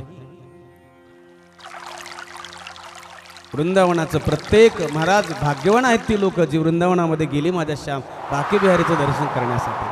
तिथली रमण रेती आहे ना, जी जी लोक त्या रमण रेतीमध्ये लोळली ना दादा, त्याचं जीवन धन्य झालं. नारदजी सांगतात, त्या वृंदावनामध्ये मी गेलो ना तर तिथे एक 16-17 वर्षाची तरुण मुलगी बसलेली होती आणि बाकीच्या महिला तिला वारं घालत होत्या आणि तिच्या मांडीवरती 2 म्हातारे पुरुष झोपलेले होते. त्या मुलीने माझ्याकडे बघितलं आणि त्या मुलीने आवाज दिला, बाबा, ओ बाबा, काय, जरा इकडे या बघू. त्या मुलीचा आवाज ऐकला ना, मी मुलीजवळ गेलो आणि नारदजी सांगतात की सनत कुमारांना, महाराज मी त्या मुलीजवळ गेलो, त्या मुलीला विचारलं, माँ कौन हो आप कौन हो, और ये दो जो पुरुष पड़े आपके गोद में ये कौन है? त्याने सांगितलं, म्हणले बाबा ये मेरे 2 बेटे हैं. माँ ये कैसे हो सकता है, ये बहुत बुजुर्ग है और आप तो तरुणी हो, आपके ये 2 बेटे कैसे हो सकते हैं? त्याने सांगितलं, म्हणले नहीं ये मेरे ही बेटे हैं. माँ आपका नाम क्या है? त्याने सांगितलं, मेरा नाम भक्ति, माझं नाव भक्ति. और ये 2 बेटे आपके, एक ज्ञान और एक दूसरा वैराग्य. एक ज्ञान आहे आणि एक वैराग्य आहे. जर्जर अवस्था का झाली? तिने सांगितलं, म्हणले ज्या वस्तूला किंमत नसती त्या वस्तूला ग्राहक नसताना ती वस्तू जर्जरच होणार असते ना. वृंदावनामध्ये प्रेमाला जेवढी किंमत आहे तेवढी ज्ञानाला किंमत नाही. वृंदावनामध्ये जेवढं प्रेमाला महत्व आहे तेवढं वैराग्यालाही महत्व नाही. वृंदावनामध्ये फक्त प्रेम, ओनली वन प्रेम. महाराज प्रेम चालतं इथे फक्त. महाराज काही करावं, काय माझ्या मुलाची दुःख घालवा, यांची जर्जर अवस्था घालवा. कारण या जगातली कोणतीच आई अशी नाही, त्या आईला किती सुख असू द्या पण तिचे लेकर जर दुःखी असेल तर तिला त्या सुखामध्ये आनंद नाही. का? लेकर दुःखी आहेत ना. भक्ती माता म्हणते नारदजीला, महाराज माझ्या मुलांच्या जीवनातले कष्ट घालवा. नारदजीने प्रयत्न केला, वेदाचा पाठ केला, वेदांताचा पाठ केला, गीता पाठेर मुहुर्मुहु गीता पाठ पुन्हा पुन्हा केला. जोपर्यंत गीतेचा पाठ व्हायचा तोपर्यंत ते तरुण अवस्थेत यायचे, पण पाठ संपला की पुन्हा जैसे ते वैसे. नारदाने विचार केला, आता काय करावं. इकडे तिकडे बघितलं, प्रत्येकाला विचारायचे भक्ती मातेचे कष्ट निवृत्त होण्यासाठी काय करावं. कोणी उत्तर देत नव्हतं. शेवटी काय झालं माहितीये का? सनत कुमाराला नारदजीने विचारलं, म्हणजे महाराज भक्ती मातेचे कष्ट निवृत्त होण्यासाठी, ज्ञानवैराग्याची जर्जर अवस्था जाण्यासाठी काय करावं. शनकादिकांनी सांगितलं, म्हणजे नारदजी एक काम करा, त्यांची जर कष्ट निवृत्त करायचं असेल तर एक काम करा, श्रीमद भागवताना मुक्तीर सप्ताह वाचनम करू. 7 दिवसपर्यंत कथा सांगा त्यांना. 7 दिवसपर्यंत महाराज त्यांना कथा, त्यांच्या निमित्ताने कथा करा. हरिद्वारला सुंदर असं वडाचं झाड आहे. सनत कुमारजी येऊन बसले, भक्ती माता, ज्ञान वैराग्य हे 3घे जण येऊन बसले. हजारो लाखो श्रोते मंडळी कथा श्रवण करण्यासाठी आली. सनत कुमारजी वक्त्याच्या रूपात बसले आणि एकदा कथा चालू झाली आणि जय जयकार झाला दोन्ही हात वरती करून. जय जय श्री राधे, जय जय श्री राधे, जय जय श्री राधे. जय जयकार झाला आणि जय जयकार झाल्याच्या नंतर समोर नारदजी बसलेले होते. नारदांनी प्रश्न केला सनत कुमारांना, महाराज भागवत ऐकून नेमकं फायदा कुणाचा होतो? कथा ऐकल्यानंतर कुणाचा फायदा होतो? जे चांगलं वागतात त्यांचा तर फायदा होतोच, पण जे वाईट वागतात, ज्याचा जन्म महाराज चांगला झाला नाही, ज्याने जन्मल्यापासून मरेपर्यंत केवळ पापच केलं, अशा माणसाने जर भागवत कथा ऐकली मन लावून, अशाच्या निमित्ताने जर मन लावून कथा केली तर त्याचाही उद्धार होतो. महाराज मला समजलं नाही. ये मानवा पापकृतस्तु सर्वदा सदा दुराचाररता विमार्गगा क्रोधाग्निदग्धा कुटिलाशकामिन सप्ताह यज्ञेन कलौ पुनन्ति ते. हे भागवतातले श्लोक आहेत बरं का, मूळ भागवतातले श्लोक आहेत हे सगळे. नारदजी, ज्याने जन्मल्यापासून मरेपर्यंत केवळ पाप केलं, पाप करता करता अकाल त्याची मृत्यू झाली आणि मेल्यानंतर ते कदाचित प्रेत योनीला जरी गेले ना तरी त्याच्या निमित्त जर कथा केली, त्याने जर 7 दिवस कथा श्रवण केली ना तर त्याचा उद्धार होतो. महाराज मला समजलं नाही, काहीतरी जरा दृष्टांताने सांगा. शौनकांनी सनत कुमारांनी सांगायला चालू केलं. एक तुंगभद्रा नावाची नदी आहे, ऐकताय ना तुम्ही का झोपले? एक तुंगभद्रा नावाची नदी आहे, उत्तम नावाचं नगर आहे आणि त्या उत्तम नावाच्या नगरामध्ये राहणारा ब्राह्मण आहे, त्याचं नाव आहे आत्मदेव. नीट लक्ष द्या माझ्याकडे. तुंगभद्रा नावाची नदीमध्ये आपलं शरीर, या शरीरात राहणारा आत्मा म्हणजे आत्मदेव आणि या शरीरातली बुद्धी म्हणजे धुंदुली. थोडं आध्यात्मिक बी सांगत चालतो आणि दृष्टांत बी सांगतो. आत्मदेव ब्राह्मणाकडे सगळं काय आहे, पण एका गोष्टीची उणीव आहे. ईश्वराचं नियोजन असतं, परमात्मा सगळं काही सगळ्याला देत नाही, कोणती ना कोणती तरी बाजू उणीव ठेवते. ज्या घरामध्ये महिला परमार्थ करतात त्या घरातल्या माणसाला देवदेव आवडत नाही, ज्या घरातल्या माणसांना देवदेव आवडतं त्या घरातल्या बायांना देवदेव आवडत नाही. दोन्ही विसंगती ठेवतो देव. मायबाप चांगले असले तर पोरं नालायक निघतात, पोरं चांगले निघले तर मायबाप चांगले नसतात. कोणती ना कोणती तरी गोष्ट उणीव ठेवतो देव. सगळं काही सगळ्याला सारखं देत नाही. काहींना देव रूप देतो तो गुण देत नाही. नीट लक्ष करा माझ्या बोलण्याचा. काहींना देव रूप देतो तो गुण देत नाही, काहींना गुण देतो रूप देत नाही, काहींना गुण रूप दोन्ही देतो पण विवेक देत नाही. मोर गातो ना, मोर नाचतो ना दादा, मोराला रूप दिलं देवाने, पण त्याच्याकडे पुरुषत्व नावाची एक गोष्ट कमी केली. कोकिळेला कंठ दिला पण त्याचं रूप काढून घेतलं तिचं.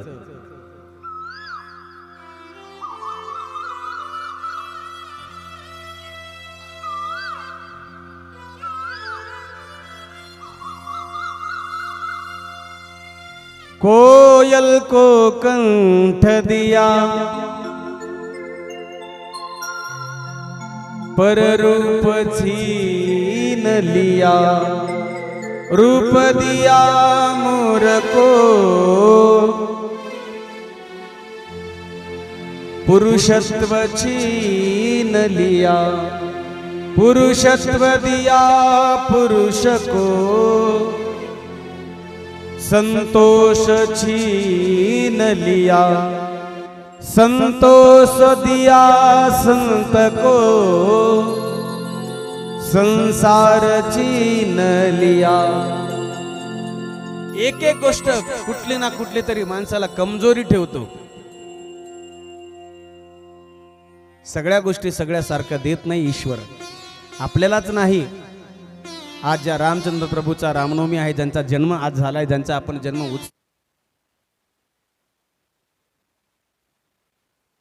एक दिवस गुरुदेवाला भेटले आणि गुरुदेवाला म्हणाले, गुरुदेव काय तुमचा आशीर्वाद आहे, मी राजा आहे, माझ्याकडे सगळं काय आहे, पण आमच्या घरात कोणी दिवा लावणार होईल का नाही, तर्पण करणार कोणी होईल का नाही, गुरुदेव आशीर्वाद द्या. काय ते एवढ्या मोठ्या राजाला चिंता आहे दादा, संतती होईल का नाही. आत्मदेव ब्राह्मणाकडे सगळं काय होतं, संपत्ती आहे, सत्ता आहे, त्याच्याकडे सगळं काय आहे. त्याच्याकडे एक गाय आहे, पण ती कधीच महाराज वासरू देत नव्हती. झाड आहे, पण त्याला फळ लागत नव्हतं. सगळं काय आहे, पण संतती नव्हती. एक वाक्य बोलू का? चांगले शेजारी सुद्धा मिळायला देवाची कृपाच लागते महाराज. लगेच एकमेकाकडे बघू नका. शेजारी म्हणलं की आपण बी कोणाच्या तरी शेजारीच आहोत ना. चांगले शेजारी मिळायला सुद्धा देवाची कृपा लागते महाराज. हळूहळू शेजारी पाजारी यायचे आणि त्या आत्मदेव ब्राह्मणाला म्हणायचे, काका काय, अरे तुझ्या घरी गाय आहे वासरू देत नाही, तुझ्या घरी झाड आहे फळ नाही त्याला लागत का रे बाबा. ते म्हणायचे, तुमच्या घरी संतती मुलगा नाही ना, मुलगा नाही ना, म्हणून तुमचे पितर तृप्त होत नाही, तुमचा नैवेद्य स्वीकार करीत नाही, तुम्हाला मुलगा नाही, अशी शंका त्या ब्राह्मणाच्या मनात भरून दिली. अजून एक वाक्य बोलू का? कोणाचं काय ऐकायचं हे प्रत्येकाने ध्यानात ठेवा. अन्नात गेलेलं विष फक्त एका माणसाला मारतं, पण कानात गेलेलं विष अख्खं कुटुंब बर्बाद करतं. कुटुंब जर बर्बाद व्हायचं नसेल तर बाहेरच्या लोकांचं ऐकायचं की नाही प्रत्येकाने ठरवायचंय. कारण जी लोक तुम्हाला गोड बोलून सांगतात ना, ती लोक तुमचे हितचिंतक नाहीच हे ध्यानात ठेवा. कठोर बोलणारी लोक हितचिंतक असू शकतात, पण गोड बोलणारी लोक, नुसतं गोड बोलणारी लोक हितचिंतक असूच शकत नाही. म्हणून नुसत्या गोड बोलण्यावर भाळू नका, नुसत्या गोड बोलण्यावर भाळू नका.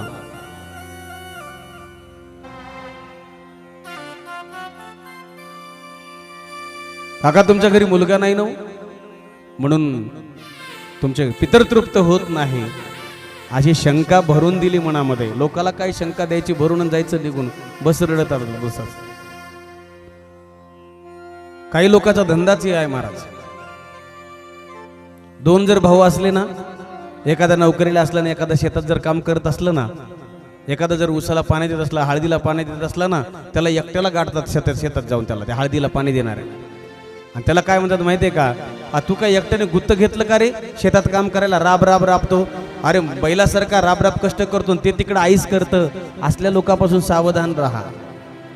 हे लोकांपासून सावधान राहा. याला तुमच्याशी काही घेणं देणं नाही. फक्त तुम्हाला भावाला वेगळं वेगळं करायचंय, घर फोडायचे, दुसरं काहीच करायचं नाही त्याला.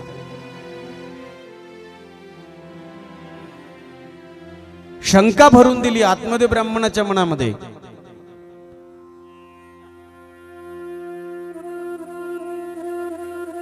घरदार सोडलं, वडामध्ये गेला, झाडाखाली बसला, रडू लागला. समोरून एक साधू आले. साधूने बघितलं आत्मदेव ब्राह्मणाकडे आणि साधूचं हृदय कसं असतं. साधू हृदय नवनीत समान,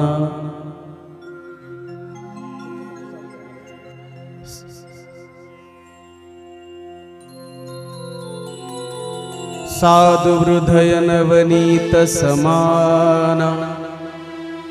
साधूंचं हृदय नवनीतासारखं कोमल असतं महाराज. रडणारी व्यक्ती दिसली की त्यांना ते दुःख घालवल्याशिवाय पुढे जात नाही. ते ब्राह्मण रडताना बघितलं, त्याच्या जवळ गेले आणि सांगितलं, काका ओ ब्राह्मण क्यों रोते हो, क्या बात है, क्या तकलीफ है आपको, जरा बताओ तो सही, क्या तकलीफ है आपको. त्याने सांगितलं, महाराज काय सांगू तुम्हाला, माझ्या घरी संतती नाही, मला मुलगा नाही, एक काम करा, मला मुलगा होण्याचा आशीर्वाद द्या, तर घरला जातो, नाहीतर डोकं पडून तुमच्या पायाजवळ मरतो. बिना पुत्राचा आशीर्वाद घेतल्याशिवाय मी घरला जात नाही. ऐका ना आई,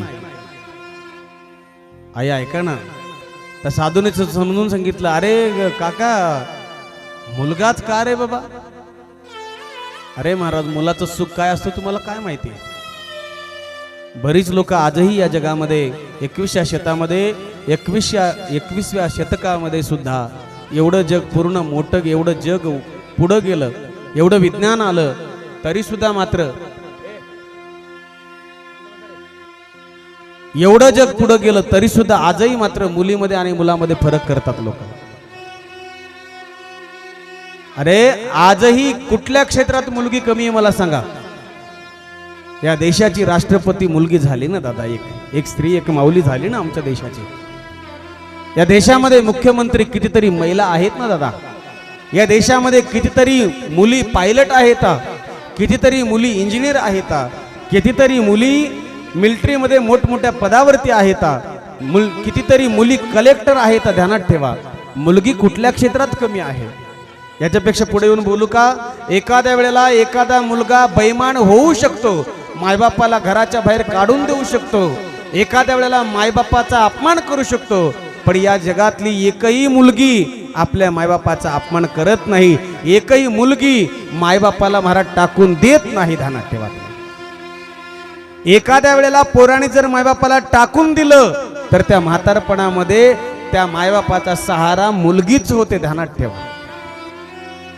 तिला कदाचित सासू सासऱ्याने त्रास जरी दिला, नवऱ्याने जरी सांगितलं की तुझे मायबाप माझ्या घरी येता कामा नये, तरी पण मात्र ती मुलगी आपल्या घरच्यांचा अपमान सहन करते, आपल्या नवऱ्याचा मार खाते, पण मायबापाला कधीच टोचून बोलत नाही. ध्यानात ठेवा. म्हणून बऱ्याच लोकांना असं वाटतं की कुळाचा दिवा व्हावं म्हणून महाराज मुलीला गर्भात मारून टाकतात. बऱ्याच लोकांचा गैरसमज आहे. एखाद्या वेळेला मुलगी सुद्धा कुळाचा वारसदार होऊ शकते दादा. म्हणजे मी मुलाच्या विरोधात आहे असं नाही बरं, मुलाच्या विरोधात नाही, मुलगी सुद्धा वारसदार होऊ शकते. मी तुम्हाला एक दृष्टांत सांगतो म्हणजे लक्षात येईल तुमच्या. एका माणसाची प्रेतयात्रा चालली होती. आई माझ्याकडे लक्ष द्या फक्त. एका माणसाची प्रेतयात्रा चालली होती. चौघानं खांद्यावरती उचललं, प्रेत निघालं. अर्ध्या वाटेपर्यंत प्रेत गेलं. गेल्याच्या नंतर समोरून एक व्यक्ती आले आणि त्याने सांगितलं, ठेवा रे खाली हे. ठेवा रे प्रेत खाली म्हणलं की खाली ठेवलं. आणि त्या ज्याने ठेवायला सांगितलं होतं त्याने सांगितलं, हा जो माणूस मेलाय ना, ज्याला तुम्ही जाळायला घेऊन चाललात ना, त्याच्याकडे माझे 10 लाख रुपये आहेत. पहिले 10 लाख रुपये द्यायचे, मग मड उचलायचं. ते पुढचं मडकं धरून कोण चाललं होतं? मडकं कोण धरून चालतं? पोरग. त्याने ते मडकं ठेवलं. बापाचे 10 लाख रुपये कोण द्यावं म्हणला, मडकं ठेवलं, गेलो निघून महाराज. ते पोरग म्हणतो, पोरग त्याच्यासाठी तुम्ही 900 सायास केले पोरग व्हावं म्हणून, मडकं ठेवलं निघून गेलं ते. आता स्वतःच पोरग मडकं ठेवून निघून गेल्यावर खांदेकरी थांबले का मुकामाला? तिथं खांदेकरी निघून गेले. पण ऐका ना दादा, ज्या मेलेल्या माणसाला एकुलती एक 7 वर्षाची मुलगी होती घरी. तर त्या मुलीला कोणतरी जाऊन सांगितलं की तुझ्या बापाचं प्रेत रस्त्यात पडलंय. मुलीने विचारलं, का हो, का पडलंय माझ्या बापाचं प्रेत रस्त्यात? आणि सांगितलं, म्हणले कोणीतरी माणूस आला, तुझ्या बापाकडे 10 लाख रुपये आहेत म्हणतोय. ते मुलगी आहे, सगळ्या घराची काळजी घेणारा बाप असतो, पण त्या बापाची काळजी घेणारी फक्त घरात मुलगी असते. ध्यानात ठेवा. म्हणून एक गोष्ट ध्यानात ठेवा, भेद करू नका. साधूनी समजून सांगितलं की बेटा, अरे तुला मुलगा नाही, देवाचा आशीर्वाद समज, झाला तर त्याची कृपा, नाही झालं तर नाराज का होत असतो? पण काय असतं, माणसाला चांगलं सांगितलेलं समजत नाही. आतमध्ये ब्राह्मणाला सांगितलं, रे दादा एक काम कर, मी तुझ्या मस्तकावरची रेषा बघितली, 7 जन्मा वदितैव नैव पुत्रो नैवच नैवच. 7 जन्मापर्यंत तुला संतती नाही दादा, मुलगा नाही, कशाला नाराज होतो? त्याने मोठ्याने रडायला चालू केलं. म्हणले, काका तुमच्या पाया पडतो, एक मुलगा होण्याचा आशीर्वाद द्यावं. साधूला दया आली. साधूने फळ काढलं आणि त्याच्या हातात टेकवलं. सांगितलं, म्हणले जा तुझ्या पत्नीला दे, देवाची कृपा झाली तर तुला एक मुलगा होईल चांगला. आनंद झाला. घरी आलं, फळ घेऊन पत्नीला दिलं. पत्नीजवळ दिलं आणि सांगितलं की म्हणले एक काम कर, काय हे फळ खा, अरे तुला ईश्वराची कृपा झाली तर मुलगा होईल. पण तिचा विश्वास नाही ना दादा. मुख्य गोष्ट काय माहितीये का? विश्वास नाही. आणि एक वाक्य सांगतो तुम्हाला, ज्या लोकांचा विश्वास नाही, ज्या लोकाला मान्य नाही, त्या लोकाला सांगत बसू नका. शास्त्र सांगतं, क्रोधी अविश्वासी त्याशी बोध कैसा, व्यर्थ आपुली वाचाशी नवू नये. ज्या लोकांची श्रद्धा नाही, ज्या लोकांची भावना नाही, अशा लोकांना समजून सांगण्याच्या भानगडीतच पडू नका. एक वाक्य बोलू का? बऱ्याच वेळेला आपण संसारामध्ये जीवन जगत असताना आपण चुकलेलोही नसतो, आपली काही चुकीही नसते, आपण चुकीचं वागलेलंही नसतो, पण कारण नसतानाही घरातले लोक आपल्याला चुकीचं ठरवतात. काही संबंध नसताना आपल्याला लोक चुकीचं ठरवतात. अशा वेळेला फक्त एकच करा, कोणालाही उत्तर देत बसू नका, फक्त शांत राहा. का? वेळ येईपर्यंत शांत राहा. कारण तुम्ही किती लोकाला सांगितलं तरी पण मात्र तुम्ही त्या दिवशी तुमचं कोणीच खरं धरणार नाही.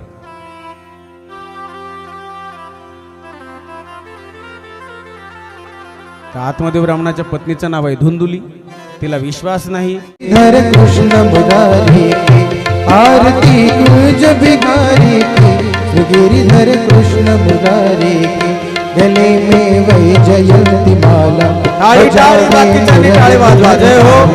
श्रवण में कुंडल झलकाला नंद के नंद श्री आनंद कंद मोहन ब्रज चंद राधिका रमन बिहारी की गिरिधर कृष्ण मुरारी की आरती कुंज बिहारी की गिरिधर कृष्ण मुरारी की गगन सम अंग कांति खाली राधिका चमक रही आली रतन में ठाड़े बनमाली भ्रमर सी अलग कस्तूरी तिलक चंद्र सी झलक ललित छवि श्यामा प्यारी की गिरिधर कृष्ण मुरारी की आरती कुंज बिहारी की गिरिधर कृष्ण मुरारी की कनकमय मोर मुकुट बिलसे देवता दर्शन को तरसे गगन से सुमन रास बरसे बजे मुरचंद मधुर मृदंग बालनी संग अतुर रति गोप कुमारी की गिरिधर कृष्ण मुरारी की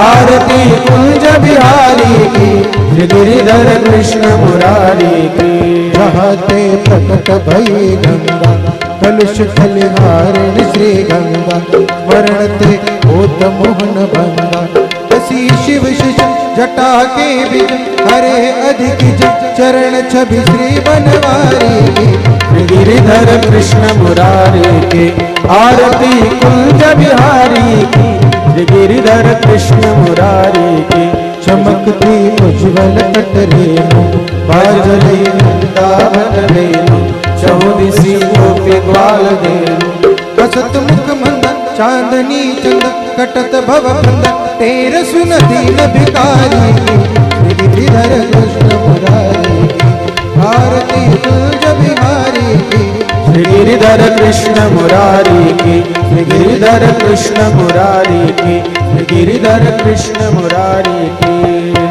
धरिण कंगण वंदीन चरण डोळ्यान पाहिन रुख तुझे प्रेमे आलिंगन आनंद पूज भावी वाळीन मणी नामा त्वमेव माता पिता त्वमेव त्वमेव बंधु सखा त्वमेव विद्या त्वमेव सर्वं मम देव आयण वाचा मनसेन्द्रिय बुधात्मना भक्ति सुभा करोमि यज्ञं सकलं परस्मै नारायणार्पणे समर्पये अच्युतं केशवं राम नारायणं कृष्ण दामोदरं वासुदेवं श्रीधरमाधवं गोपिकावल्लभं जानकीनायकं रामचन्द्रं हरे राम राम राम हरे हरे कृष्ण कृष्ण कृष्ण हरे हरे हरे राम राम राम हरे हरे हरे कृष्ण कृष्ण कृष्ण हरे हरे. पुंडलीक वरधारी विठ्ठल श्री ज्ञानदेव तुका